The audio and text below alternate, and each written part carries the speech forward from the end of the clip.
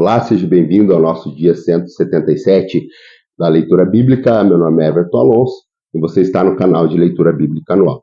Hoje nós faremos a leitura de Deuteronômio no capítulo 31, iremos a Salmo 119, do verso 97 a 120, iremos ao profeta Isaías no capítulo 58 e finalizando a leitura de hoje iremos ao Evangelho de Mateus no capítulo 6.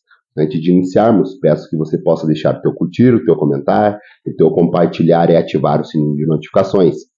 Aqui, em Deuteronômio, no capítulo 31, nós iremos ler sobre Josué sendo o sucessor de Moisés, nós iremos ler também a leitura para o povo da lei, nós também iremos ler sobre a predição da rebeldia do povo de Israel, que faria com que os olhos do Senhor ficassem atemorizados. Por isso, Josué iria ser o novo sucessor de Moisés. Vamos à leitura?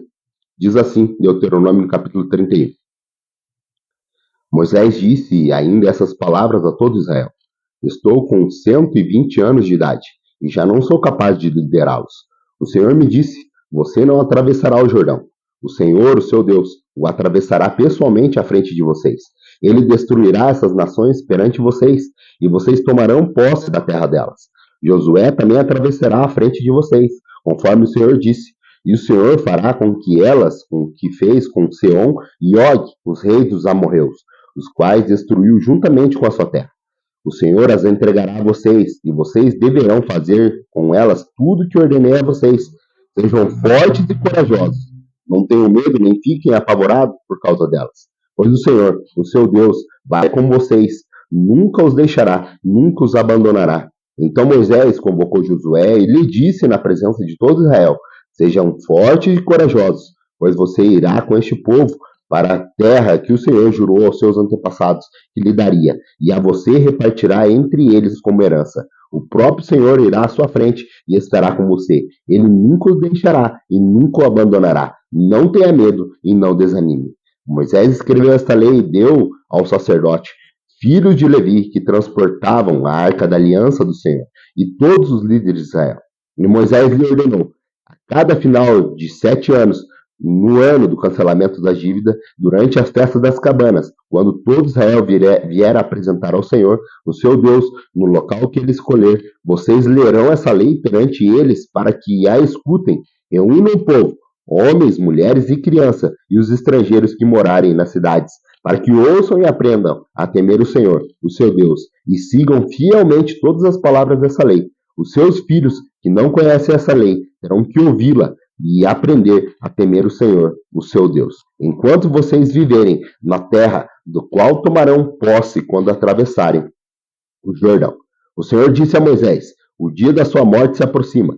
Chame Josué e apresente-se na tenda do encontro, onde darei incumbências a ele. Então Moisés e Josué vieram e se apresentaram na tenda do encontro. Então o Senhor apareceu na tenda, numa coluna de nuvem, e a coluna pairou sobre a entrada da tenda. E o Senhor disse a Moisés: Você vai descansar com seus antepassados, e este povo logo irá prostituir-se, seguindo aos seus deuses estranhos na terra que vão entrar. Eles se enfraquecerão e esquecerão de mim, e quebrarão a aliança que eu fiz com eles. Naquele dia se acenderá a minha ira contra eles, e eu me esquecerei deles. Esconderei deles o meu rosto, e eles serão destruídos. Muitas desgraças e sofrimentos os atingirão. E naquele dia perguntarão: será que essas desgraças estão acontecendo conosco porque o nosso Deus não está mais conosco?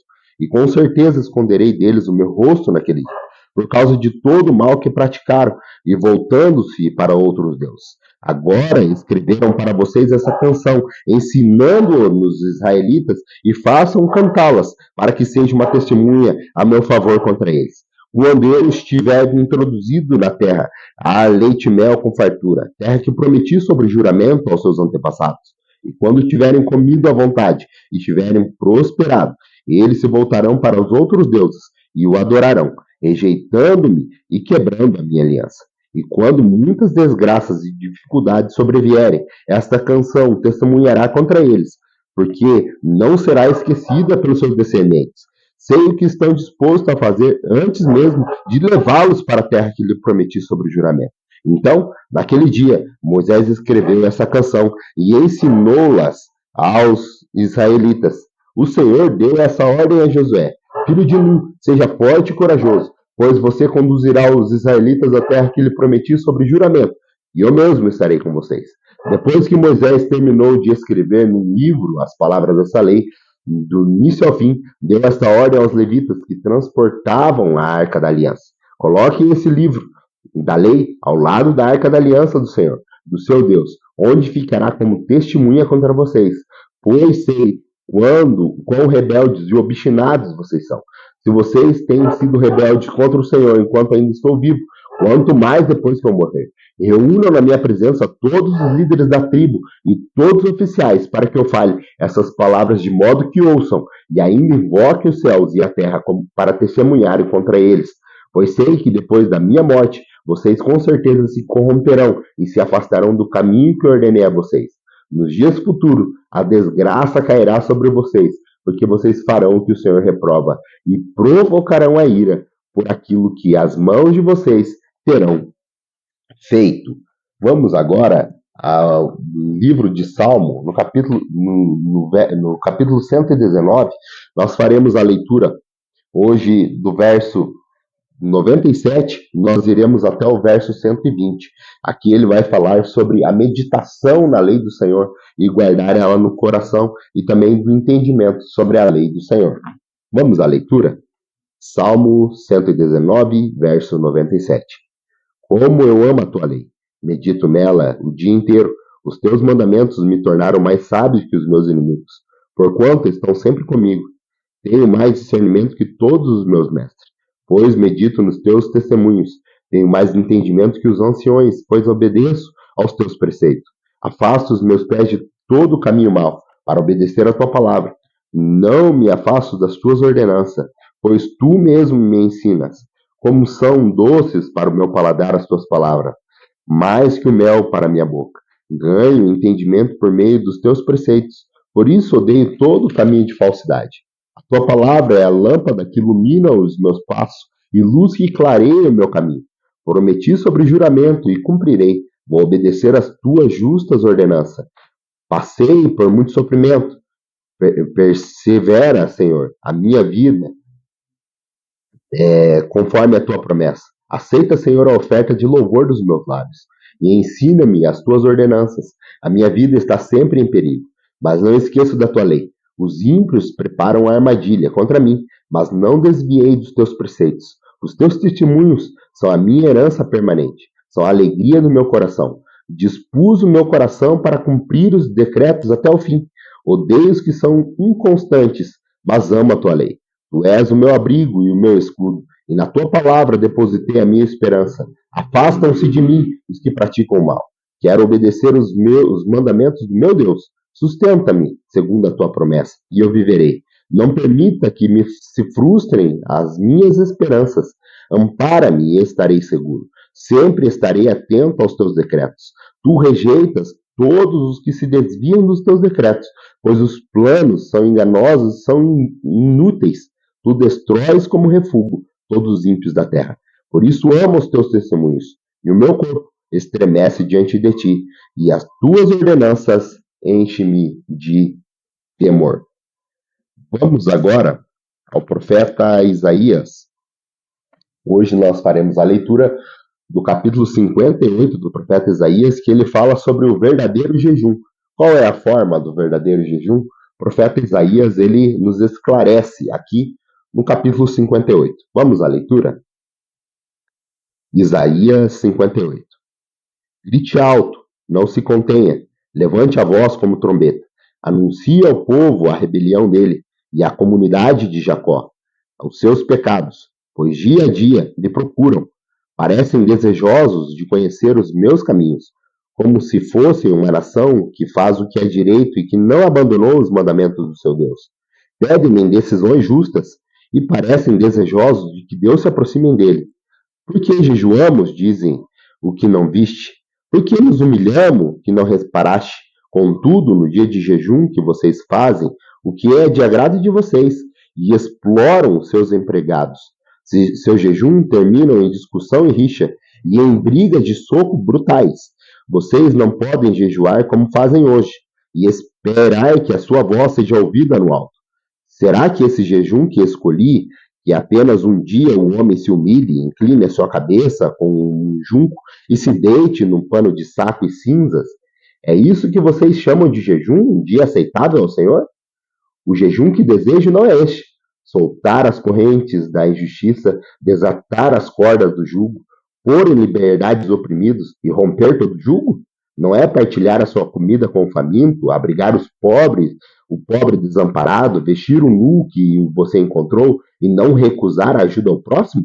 Aí sim, a sua luz irromperá como a alvorada e prontamente surgirá a sua cura. A sua retidão irá diante de você e a glória do Senhor estará na sua retaguarda. Aí sim, você clamará ao Senhor e ele responderá. Você gritará por socorro e ele dirá: aqui estou. Se você eliminar do seu meio o jugo opressor, o dedo acusador e a falsidade do falar, se com renúncia própria você beneficiar os famintos e satisfazer o anseio dos aflitos, então a sua luz despontará nas trevas e a sua noite será como um meio-dia. O Senhor o guiará constantemente, satisfará os desejos numa terra ressequida pelo sol e fortalecerá os seus ossos. Você será como um jardim bem regado, como uma fonte cujas águas nunca faltam, e seu povo reconstruirá as velhas ruínas e restaurará os alicerces antigos. Você será chamado reparador de muros, restaurador de ruas e moradias. Se você vigiar os seus pés para não profanar o sábado e para não fazer o que bem quiser com o meu santo dia. Se você chamar delícia o sábado e honroso o santo dia do Senhor, e se honrá-lo, deixando de seguir o seu próprio caminho, de fazer o que bem quiser e falar futilidades, então você terá no Senhor a sua alegria e farei com que você cavalgue nos altos da terra e se banqueteie com a herança de Jacó, o seu pai. É o Senhor quem fala. Vamos agora à nossa última leitura de hoje, que está no Evangelho de Mateus, no capítulo 6, como eu falei ontem. Este aqui é a leitura do Sermão do Monte, da Bem-aventuranças, e hoje Jesus ele vai falar sobre a ajuda dos necessitados, ele vai fazer a oração também muito conhecida, a oração do Pai Nosso, ele vai falar também sobre o jejum, ele vai falar sobre os tesouros no céu, e também ele vai falar sobre as preocupações da vida. Vamos à leitura? Mateus capítulo 6. Tenham cuidado de não praticar as suas obras de justiça diante dos outros para serem vistos por eles. Se fizerem isso, vocês não terão nenhuma recompensa do Pai Celestial. Portanto, quando você der uma esmola, não anuncie isso com trombetas, como fazem os hipócritas nas sinagogas e nas ruas, a fim de serem honrados pelos outros. Eu garanto que eles já receberam a sua plena recompensa. Mas, quando você der esmola, que a sua mão esquerda não saiba o que está fazendo a sua direita, de forma que você preste a sua ajuda em segredo, e seu pai, que vê você o que é feito em secreto, o recompensará. E, quando vocês orarem, não sejam como os hipócritas. Eles gostam de ficar orando em pé nas sinagogas e nas esquinas, a fim de serem vistos pelos outros. Eu asseguro que se vocês receberam a sua plena recompensa. Mas, quando você orar, vá para o seu quarto, feche a porta e ore ao seu pai, que está em secreto. Então seu pai, que vê em secreto, o recompensará. E quando orarem, não fique sempre repetindo a mesma coisa, como fazem os pagãos. Eles pensam que por muito falarem serão ouvidos. Não seja igual a eles, porque o seu pai sabe do que vocês precisam, antes mesmo de pedir. Vocês orem assim: Pai nosso, que estás no céu, santificado seja o teu nome. Venha o teu reino, seja feita a tua vontade, assim na terra como no céu. Dai-nos hoje o pão nosso de cada dia. Perdoa as nossas dívidas, assim como perdoamos nossos devedores. E não nos deixe cair em tentação, mas nos livra-nos do mal, porque teu é o reino, o poder e a glória para sempre. Amém. Pois se perdoarem as ofensas uns dos outros, o Pai Celestial também perdoará a vocês. Mas se não perdoarem uns aos outros, o Pai Celestial não perdoará a ofensa de vocês. Quando jejuarem, não mostrem em sua aparência triste como os hipócritas, pois eles mudam a aparência do rosto a fim de que os outros vejam que estão jejuando. Eu digo verdadeiramente que eles já receberam a sua plena recompensa. Ao jejuar, arrume o cabelo e lave o rosto, para que não pareça aos outros que vocês estão jejuando, mas apenas ao seu pai, que vê em secreto. E seu pai, que vê em secreto, o recompensará. Não acumulem para vocês tesouros na terra, onde a traça e a ferrugem destrói, e onde os ladrões arrombam e furtam, mas acumulem para vocês tesouros no céu, onde a traça e a ferrugem não destrói, e onde os ladrões não arrombam nem furtam. Pois onde estiver o seu tesouro, aí também estará o seu coração. Os olhos são a candeia do corpo. Se os olhos forem bons, todo o seu corpo será cheio de luz. Mas se os seus olhos forem maus, todo o seu corpo estará cheio de trevas. Portanto, se a luz que está dentro de vocês são trevas, e tremendas trevas são. Ninguém pode servir a dois senhores, pois odiará um e amará o outro, ou se dedicará a um e desprezará o outro. Vocês não podem servir a Deus e ao dinheiro. Portanto, eu digo, não se preocupem com a sua própria vida, quanto ao que comer ou beber, nem com o seu próprio corpo, com o que há de vestir. Não é a vida mais importante do que a comida e o corpo mais importante que a roupa? Observe as aves do céu, não semeiam nem colhem, nem armazenam em celeiros. Contudo, o Pai Celestial as alimenta. Não têm vocês muito mais valor do que elas? De quem vocês, por mais que se preocupe, pode acrescentar uma hora que seja a sua vida? Por que vocês se preocupam com roupas? Vejam como crescem os lírios dos campos. Eles não trabalham nem tecem. Contudo, eu digo que nem Salomão, em todo o seu esplendor, vestiu-se como uma delas. Se Deus veste assim a erva do campo, que hoje existe e amanhã é lançada no fogo, não vestirá muito mais a vocês, homens de pequena fé? Portanto, não se preocupem dizendo o que vamos comer, ou o que vamos beber, ou o que vamos vestir, pois os pagãos é que correm atrás dessas coisas. Mas o Pai Celestial, que sabe que vocês precisam dela, busque, pois, em primeiro lugar o reino de Deus e a sua justiça, e todas essas coisas serão acrescentadas a vocês. Portanto, não se preocupem com o amanhã, pois o amanhã trará suas próprias preocupações. Basta a cada dia o seu próprio mal. Agradeço você por estar me acompanhando nessa leitura. Se mantém firme, pois eu tenho certeza que grandes coisas o Senhor tem reservados para a sua vida e para a minha vida. Aguardo você amanhã, se assim Deus nos conceder. Até lá.